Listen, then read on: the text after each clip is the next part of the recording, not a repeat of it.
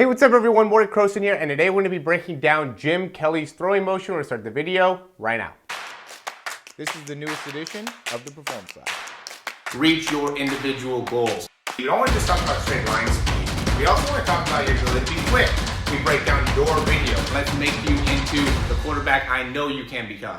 All right, so shout out here to Angel Ramirez. I'm doing this breakdown for you. I got a couple requests from you to do the Jim Kelly breakdown. Actually, I don't know for sure if you said for all of them, but I did get a good amount of requests to do Jim Kelly, and this is just an example of if I get enough requests, I will do the breakdown. So if there's somebody in particular that you really want to see, let me know down in the comments down below. Also like the video, subscribe to the channel if you haven't already. We're going to go ahead and hop right into the Jim Kelly breakdown. I will say, one of the big things he was saying in the comments is he wants to replicate Jim Kelly's throwing motion. I would not recommend doing that as much as Jim Kelly was a great quarterback, and there's a lot of things that he did really well from a mechanical perspective, at least for kind of the new age way of throwing the football. It was not the most efficient and effective way, right? That time period, I mean, you had Doug Flutie. There's a lot. The quarterbacks were different, right? The quarterbacks were bigger, stronger, just had more of a natural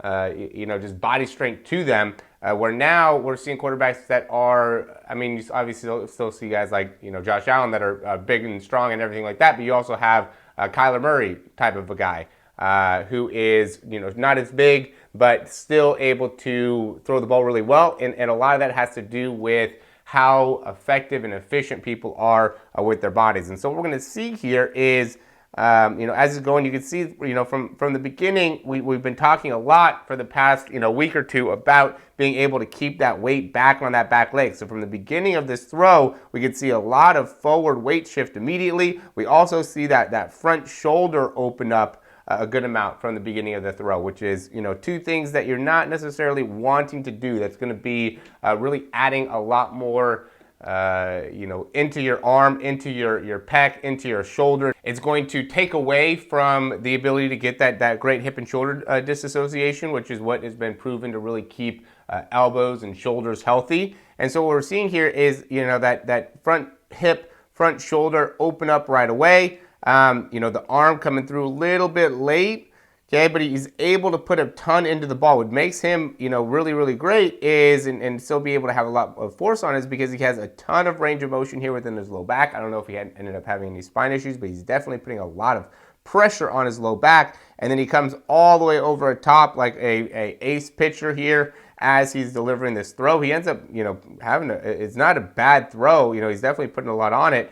But at the end of the day, that's just not a sustainable way of being able to throw the ball. Especially not to the level of, guys like Tom Brady or even I would say Patrick Mahomes, Joe Burrow, right? There's just a lot more efficient of a throwing motion. Here you can see, again, immediately shifting all his weight onto that front leg. He does a better job here of opening the hips, right? So we can see some better hip and shoulder disassociation. Let's actually take a look to see how long it took them to get the ball out of his hands. We'll see how good of a frame per second we can see here. There's some of the videos here where you can't even see the ball in the air because of how slow the everything was at that time with the frames per second. So it's probably not going to be as accurate. But anyway, looks like it's coming out of his hand about 0.48. So he's right at that 0.4. Again, a little bit slower release, right? Not as effective. He does have, the thing that I will say, I don't want to just make it so it's like hey, let's just talk about how a Hall of Fame quarterback isn't very good.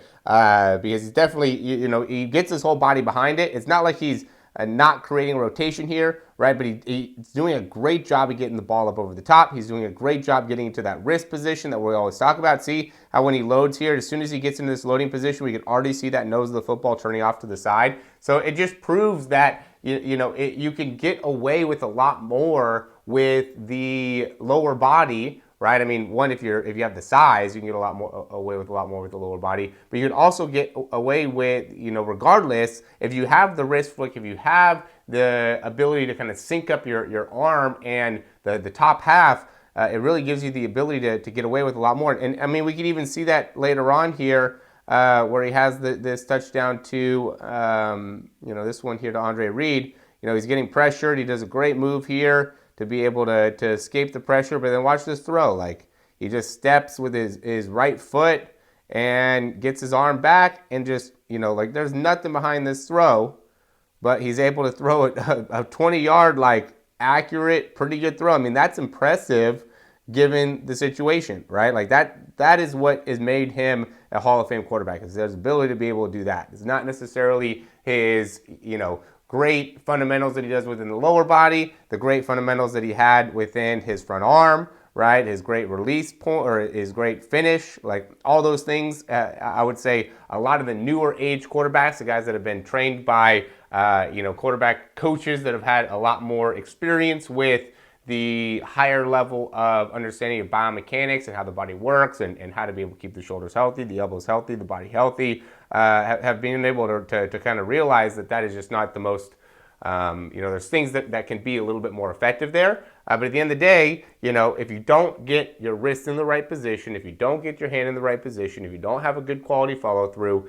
then you're just not going to be able to perform at the same level. And so, I was watching a video that I made earlier, and I was talking about how, it really is something that you could learn. It's really something that you can spend the time to be able to develop. I know because I did it. I went and I watched enough of these videos. I started to realize the importance of the wrist flick and how to be able to really maximize it. And I will say, I'm doing this type of stuff all the time. I'm always teaching myself, new types of things, whether it is jiu-jitsu or, striking or, trying to pick up a new skill within golf or, quarterback. I'm always sprinting, obviously. I'm always trying to learn new skills when it comes to teaching my body how to be able to perform better. And so it's not something that's not, unfamiliar to me. So I think it's a little bit easier to learn. I don't think I have as much of as steep of a learning curve, but still it was something that I wasn't naturally